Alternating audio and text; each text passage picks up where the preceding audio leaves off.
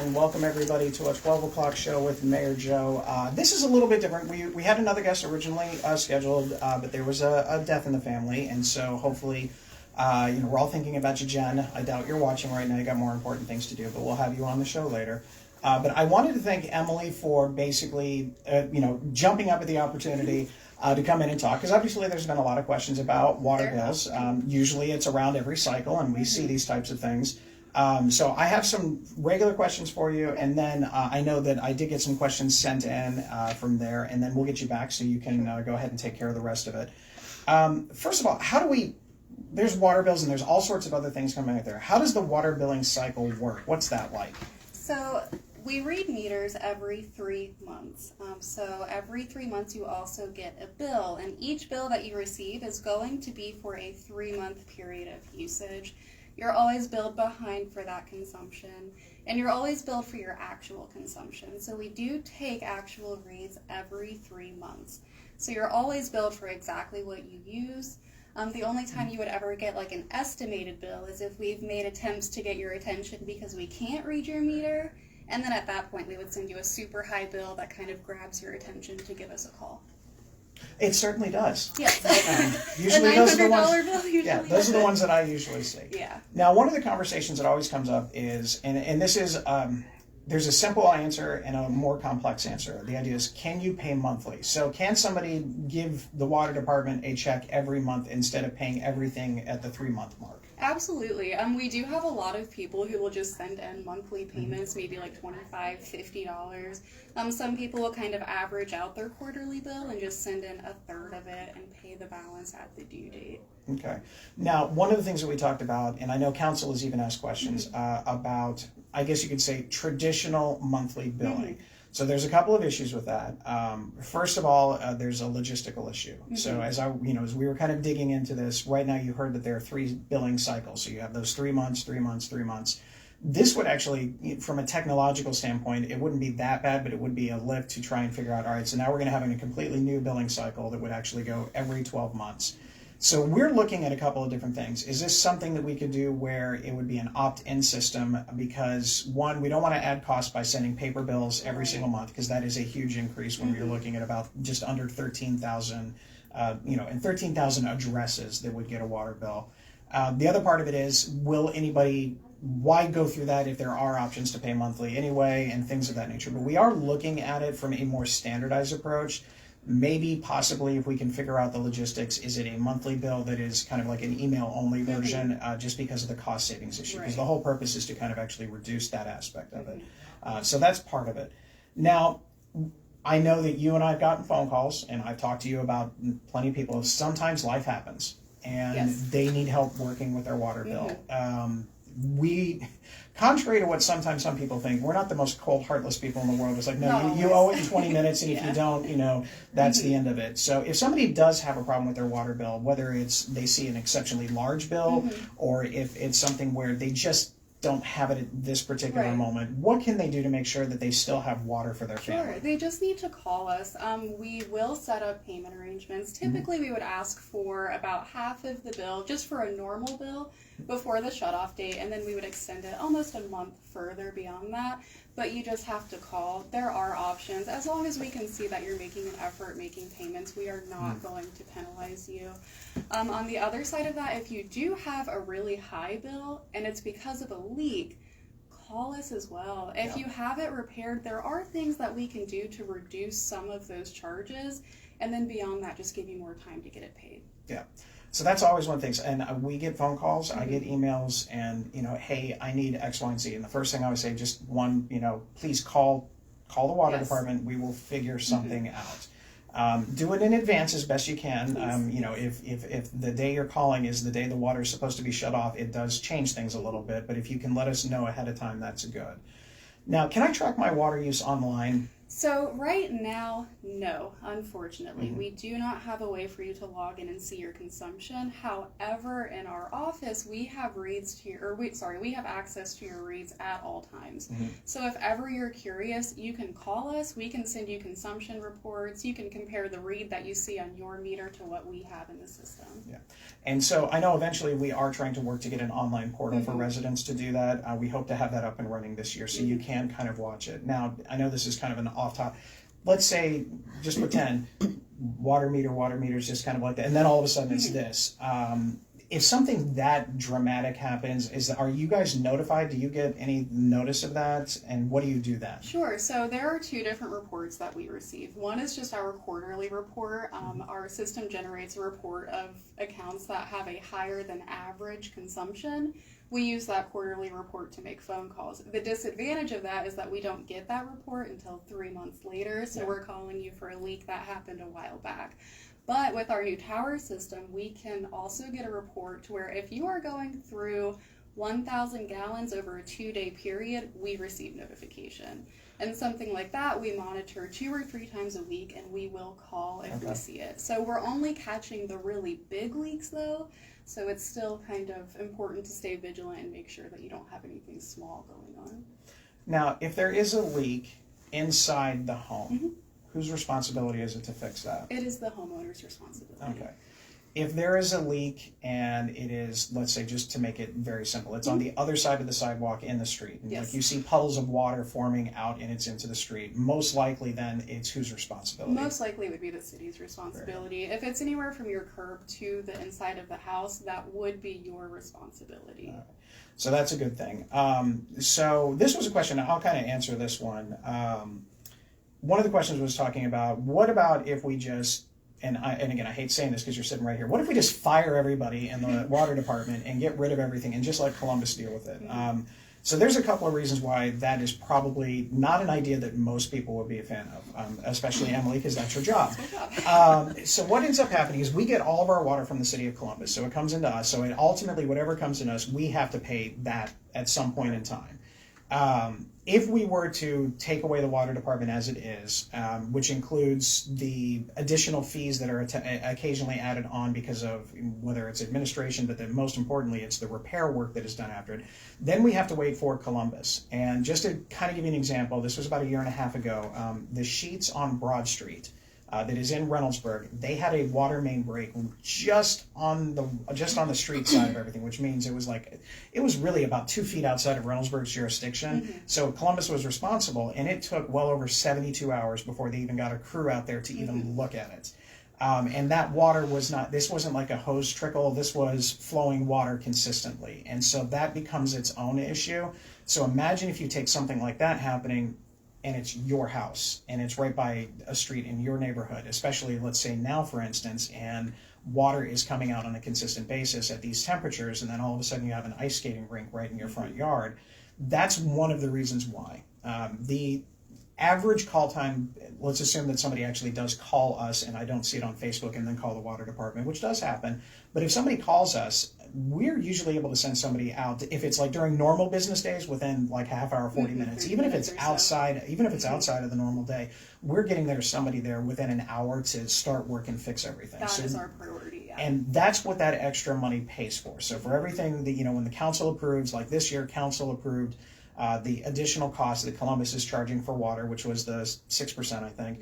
And so that is automatically going to be on your bill. Normally, council adds 1 or 2% after that helps with our repair cost and equipment and things of that nature. We didn't do that this time because this was a much larger increase than usual with the city of Columbus. But if we had, that's where that money would go to. Now, the interesting thing, or at least I find it interesting, is all of that money, we can't use it for anything else. So the money that comes in from the water department, I can't use it to pay staff. I can't use it to pay for other projects. I can't do it for like city hall improvements or events. That money from the water department is in what is called an enterprise fund, and that is very specific to the water department, and it can only be used for water related issues. So that's part of the reason. So even if like very big businesses leave, it's not like we're getting compensated for business loss with additional fees in water. So that's that. Now I got a couple of other questions, and please jump in and correct me. Our water payments consist of a couple of different categories: water, sewer, trash, and stormwater. So the water is billed at, starting effective January 1, is $10.72 per 1,000 gallons.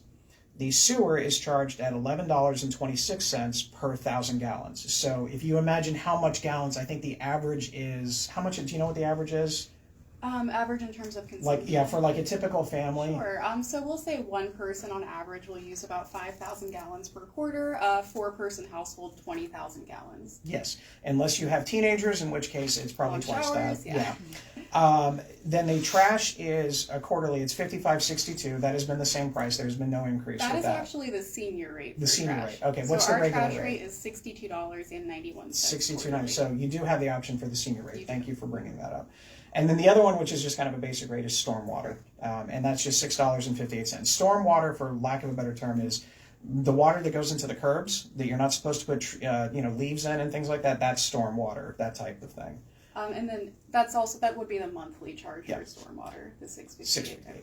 So that's how the dollars and cents are broken down. We talked a little bit about how it's calculated monthly. So basically, it is calculated. It is not an estimate unless there's some sort of other option in there. Everything else is actual use. Now, the one question that came in was, how is the water meter checked? So I've got two options. You can see we brought props. So what we have here is on everybody's house, and we're going to do a little movement in here because why not? Everybody's house is going to have something like this on the outside. It's going to say census, and it'll look pretty much like this particular thing. This is the transmitter, and as you can see, it's connected all the way down to the the new water meter readers. Anything that comes through here is going to get sent here, and so that's when we have our towers that you had heard earlier. That's what's going to get picked up on. Now, if you want to know exactly how much water you're doing on a regular basis, come on over.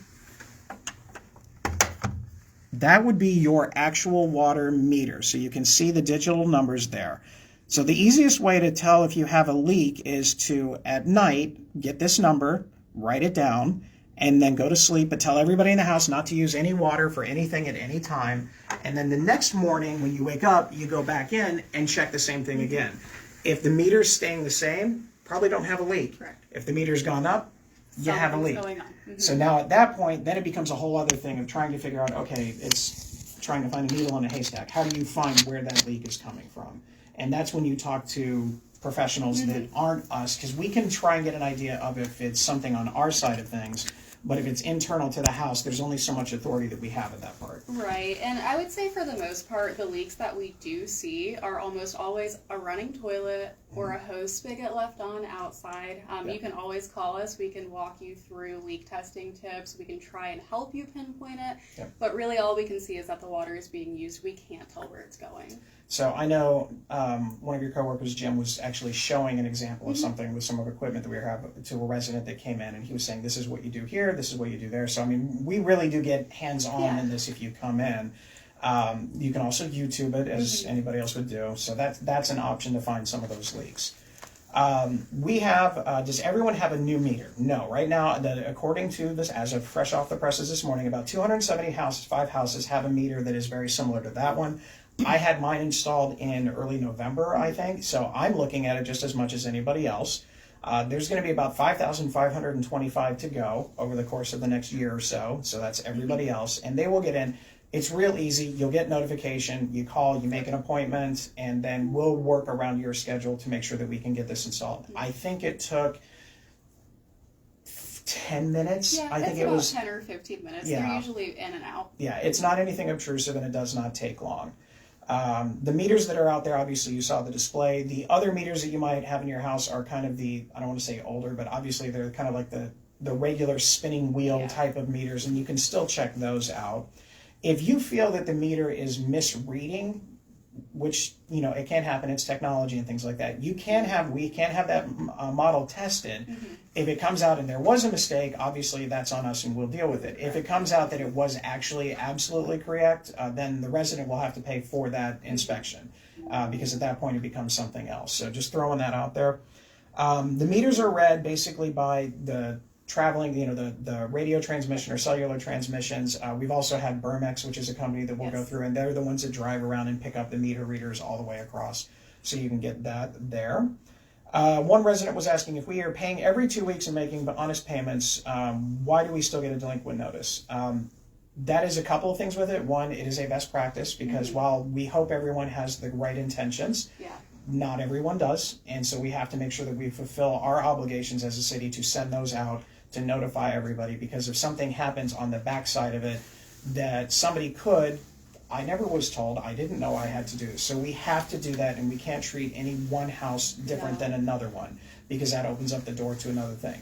So I get that for the residents that have established payment processes and things like that.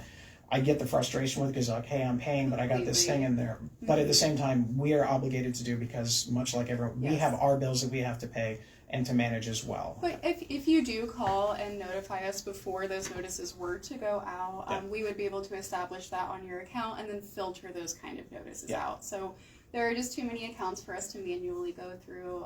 It's an automated process. So if you don't call us, we don't know. Yeah.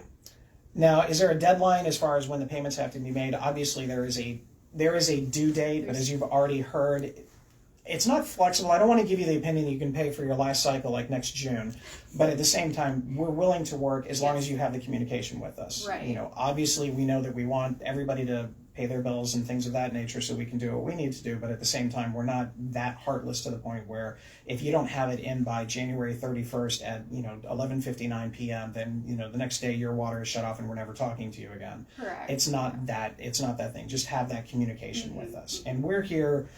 Again, we're open from basically 8 o'clock to 5, and then obviously if you have other concerns, I never sleep, so you can reach out to me, which has happened at times, and we'll go ahead and take care of it as well. And then as far as the other one, can we switch to a monthly billing system? We did talk about that one. The other thing I want to talk about is kind of like, keep in mind, when you're calling and you probably have a bill that is past due, I don't think anybody's happy about that. The residents are certainly not happy about that. But the reality is, when you call, you don't get the immediate opportunity to always take out those frustrations on Emily or anyone else in the department. That's not their job. They're here to help find solutions and to get you to make sure you get your water on and return as best as possible. If you like to yell at people and share your frustrations, I completely get that. We all have those moments, things like that.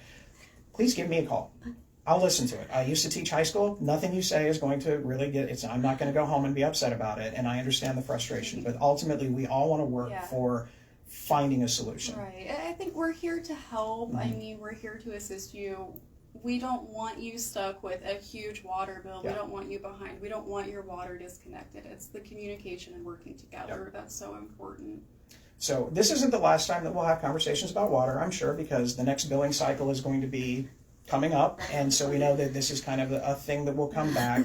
But I hope this gives at least a little bit of an understanding of how this process is, and if something bad happens, what are the options? And in this case, communication, and then the rest of it is probably a little bit of internet sleuth to figure out if there's a leak and how do you do that. Do you take some dye and put it in one part of the toilet and all of this other stuff, and then the time where occasionally you tell nobody to flush because you're trying to track things, and then the next morning, oh, I forgot, I did that, and then sometimes people are playing practical jokes, and I know plenty of people that have had somebody will run by and they will turn on their hose, and nobody notices it until much later. So thank you, Emily. I appreciate you coming in. No problem. You were really free to run away. You go, yes.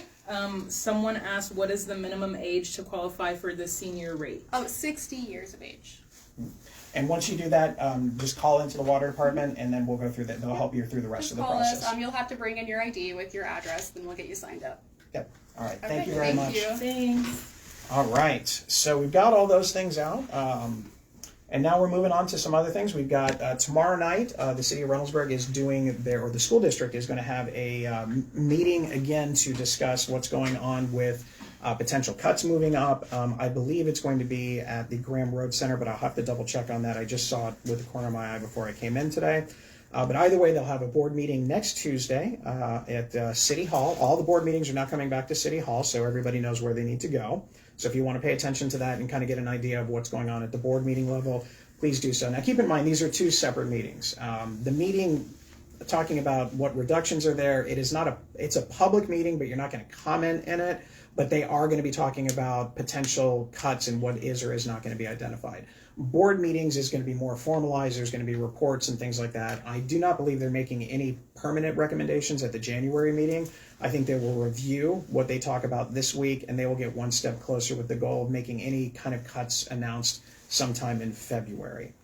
As far as Reynoldsburg goes, we have a blood drive actually going on right now from 10 to 4. I missed my appointment, so I'm going to hope to get out there as soon as the show is over.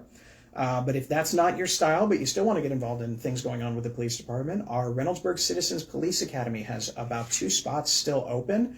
It starts January 23rd at 6 p.m. It is a great experience to go to because you learn a little bit about what life is like as a police officer in Reynoldsburg, and our officers get to know you as a community member. And it's a great safe space to ask questions that normally when you're talking with a police officer, probably not having a good day.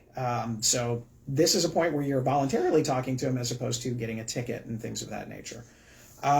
Did get a couple of other things. Obviously, Wagner Road is a huge topic. Yes, Wagner Road is, the bridge portion of the project is delayed. So there's a lot of things going with this. Franklin County controls the bridge. They're the ones that provided the estimates and the idea of what needed to be done to maintain the bridge when the Wagner Road project is done. That's what we started.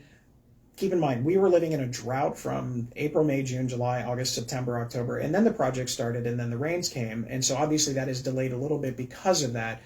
Also some structural things. Now, before the weather changed, we did get a lot of the work done. Now we're waiting for a break in the weather to apply some waterproofing and get the other stuff done. Once we get a couple of days, and it's not a lot, once we get a couple of days of 40-degree weather, which again, it could be as early as 2 weeks from now for all we know, it'll take basically a day or two to get the waterproofing kind of locked in, and then once that happens, they can continue on.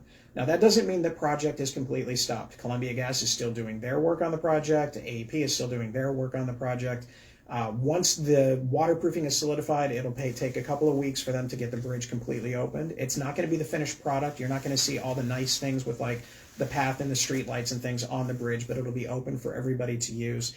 As soon as we know more, we will let you know. We have our weekly meetings on Thursdays, and we start doing weather forecasting and projecting out and things like that. But other things are going on. Nicely enough, the project is still on schedule. It is not delayed as its entirety of a project, just this portion's taken a little bit longer than what we thought. Once this particular thing is done, they will move further down the road to do one of 2 culverts, which there'll be some additional road things taken care of then. And then probably around the time that those culverts are done, that's when you do get to see the real specific stuff. You see the curbs, you see the gutters and stormwater and things like that being put in. So that's that one. Snow removal, to get a couple of questions with that. First of all, phenomenal job to the snow warriors. I know that one first snow, it's always that first snow that we kind of work out some kinks into the system. But this year we have the system where you can actually track our snowplows online. So if you have that opportunity to do so, I know while I was, of course, not yelling at the TV during the Ohio State game with Texas, I did have that on, and I was kind of tracking to see what was going on. And they got those roads pretty clear all the way throughout. So keep that in mind. Now, as far as some of the questions we got, we can enforce a no parking on the streets status when the county goes to a level 3. Obviously, Reynoldsburg is in 3 counties, so we have Licking, Fairfield, and Franklin. And so if they do go to a level 3, we can do so.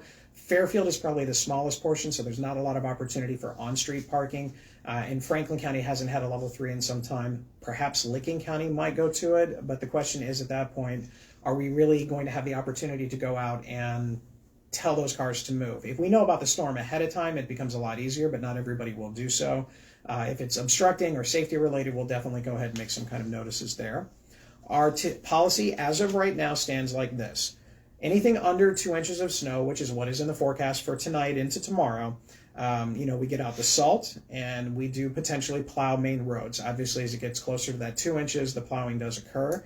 Residential roads probably are not going to get anything but salt unless it snows more than 2 inches of snow, which is a change. That is a policy that I instituted last year because we can't wait till 4 inches. 4 inches can shut certain neighborhoods down. We want to make sure we keep them open for the school buses to get in and out and things of that nature.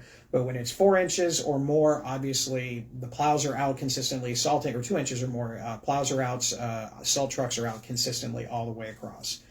As far as other things when it comes to traffic, again, no on-street parking in commercial areas because really we don't have any lot of on-street parking at the moment. And we do have some identifiers for sidewalks and stop bars in our residential neighborhoods in this year's budget. And once the weather passes to get to a point, we will go ahead and do that in some of the highest traffic areas. So those are a lot of those conversations that I got questions there. I did want to pass along that we have a flood grant town hall February 18th at the Reynoldsburg Library. That's going to be at 6:30 p.m. So we're going to hear what all of this information has been gathered, what they came up with, and what potential solutions are. So as we get a little bit closer, we'll have that broadcast out.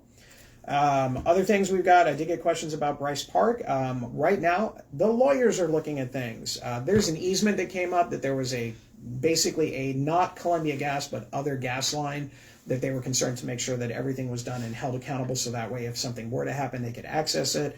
Everybody seems to be in agreement, so now it's lawyers passing pieces of paper to each other and getting that signed off. On the bright side, the overlook is done, so if you drive by, you'll see that. Once that's done, the rest of it will be relatively easy. If you come to City Hall in the next couple of days, you're going to see all sorts of cool things, mostly boxes and lights, because we are doing our LED light switchover this week. Everything was delivered on Monday, and work started yesterday, and will continue for the next 2 weeks as everybody kind of gets a little bit brighter. So odds are next week, this will be a significantly brighter room. I will say that one of the staff members, Jennifer, was actually in her office today having to wear sunglasses because the lights were just so bright. But it is great energy efficient move, and we are happy to have them here. As far as development goes, we do have one big thing. It is the BYOB, Build Your Own Business, on March 13th. And we'll go ahead and pass that along so you can see kind of the initial flyer that we have here. This is an opportunity for you to not only find out how to build your own business with different lending institutions, we're talking with our permitting people, zoning, and all of that, but it'll also be a job fair that we will bring in as many local employers as we possibly can. If you are a local employer and you would like to participate, please reach out to us. We'll get you all connected and everything. But that will be at the Reynoldsburg Community Church on March 13th from 6 to 7:30. It's going to be a good time. I did get a lot of questions about other development news and things like that, and you got to come to the State of the City to see it. Sorry. That's going to be where I'm going to go through a lot of that thing and give us a pretty comprehensive update of everything. The State of the City is going to be again on the 19th, so you can go to the Flood Town meeting one day, and then you go to City Hall for the State of the City the next day. Doors will open at 6:30, and the show will start about 7, and right now I'm in the mid-40s in terms of paragraphs, so it's going to be a really brief speech. But come on out, and you'll learn a little bit about everything that's going on this past year, and most importantly, what we're expecting to do next year. We have a couple of cool events that, unfortunately, as you heard last week, they're kind of already sold out. The Martin Luther King Jr. Breakfast is this Saturday from 8:30 to 11 at the Reynoldsburg Community Church. And then I also wanted to throw out a couple of other things. One, we've got the Reynoldsburg Community Band is having a fundraiser on Sunday, February 2nd at City Barbecue.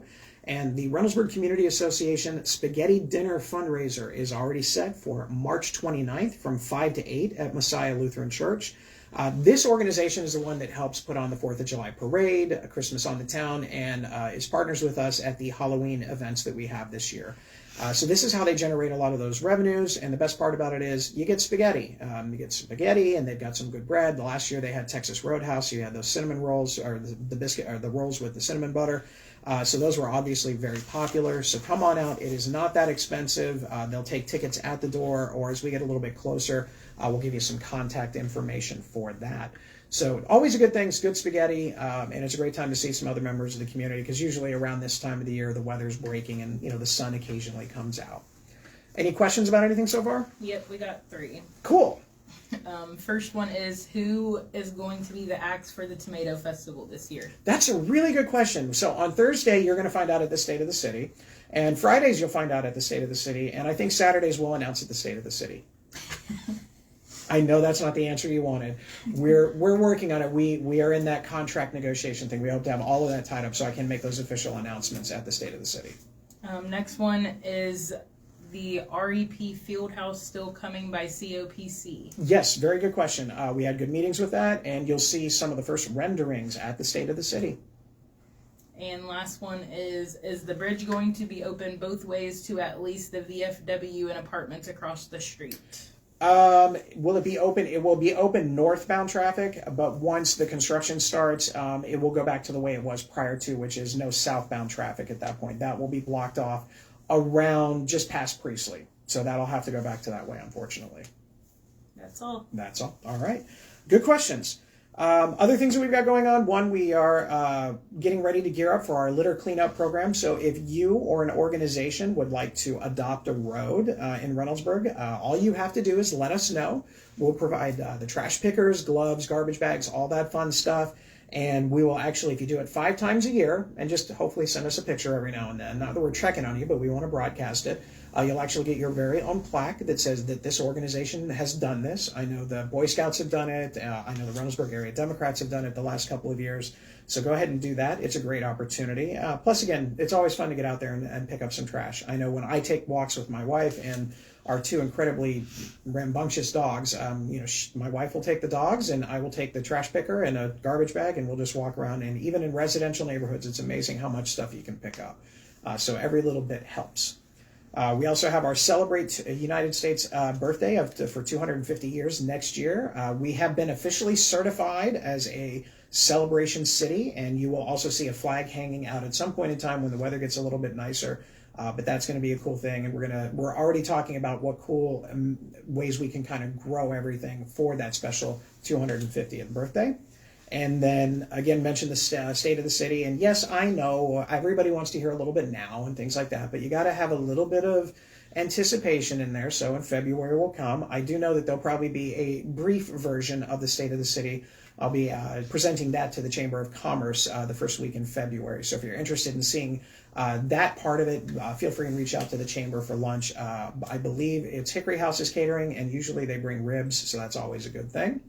And then finally, we have a new special guest next week, and we're going to try this one. Next week, we were invited to actually go and have a show at Vic's. It's a local business that we all are aware of, so we're going to sit down at Vic's next week, and we're working out some of the details. No, I'm not just going there to get pizza and a lunch, though I might. But we're going to go and talk about Vic's. What's going on with Vic's? How are things going? Their history and what they mean to the community of Reynoldsburg, and kind of show some of the wonderful things in there. If you haven't been in there in a while since the refit, it looks really nice. It's a great opportunity for all sorts of gatherings and things like that. So I'm looking forward to heading out to Vic's next week. We're taking the show on the road. We'll do this a couple of times this year. We'll take some small businesses and go out, so you just have to wait and see. But this is going to be a fun one. Many thanks to Vic's for reaching out and asking for us to be there this week or next week. With that, any other questions that have popped up? Nope. All right, if you have any questions at any time about anything, please feel free and reach out to us. That's fine. Happy to answer those questions. Once again, thank you to Emily from our water department for coming out on such short notice to pick this up and answer some really good questions about how we can work together to take care of these water issues. And with that, everyone else, please stay safe, stay respectful. Try not to park in your streets if you know it's snowing. And as always, please put your shopping carts away. Thanks, everybody. Have a good day.